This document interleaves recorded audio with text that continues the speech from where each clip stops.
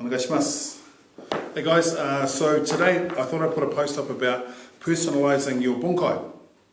Now what happens in karate a lot of times, people often wonder whether or not bunkai can be applied when a person is a little bit bigger than you. Now for me, most of my sensei in karate were men of kind of, I guess what you call small stature, who made karate work for them perfectly. For me, I'm around 6'3", 6'4", so you might argue that anything that I do is going to work given my size.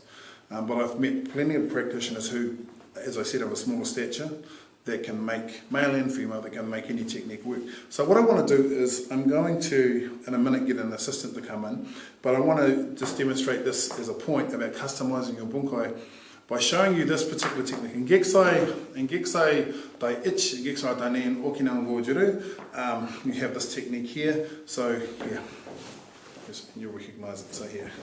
Okay. So I'm just going to do a quick bunkai to this, just to demonstrate. I'm going to ask my assistant to come in. So thank you, Senpai Kalima. Now, if you get Senpai Kalima to stand here like this, you can see there's a slight size, weight, and age difference. Okay. So what we're going to do is we're going to go through the bunkai that I want you to look at, and then we're going to look at customising it.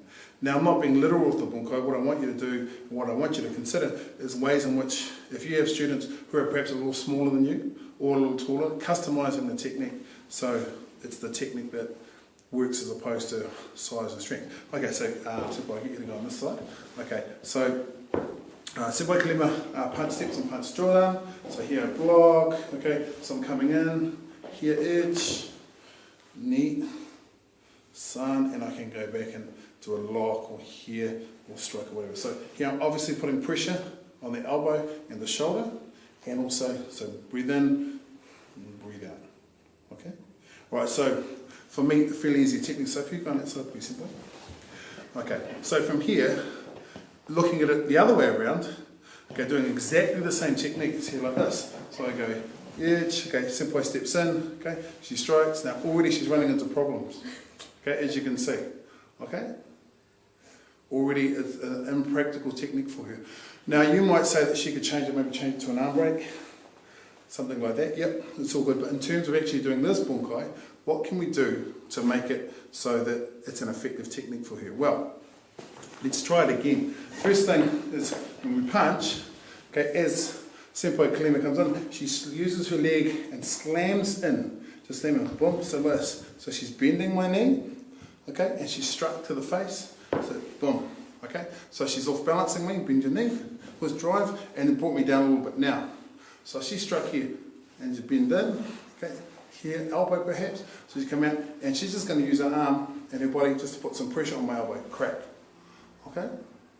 Okay, so rather than trying to do it again as we did in the first time, we'll just itch, knee, and I just stand here, okay. Doesn't work. Okay? So what Senpai's going to do is she's going to come in, one, boom, lap, unbalance, okay? So this unbalancing technique is really important. So she's just brought her knee in, boom, and dropped, come across, boom.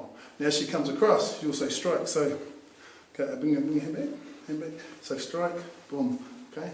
Come back with the elbow, boom. She can come through with the elbow, whatever works, and then stretch the technique, and block me like this.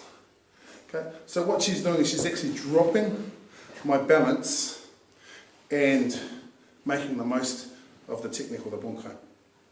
So one last time. Okay. So yeah, 1, 2, 3. Okay. So I come back to here.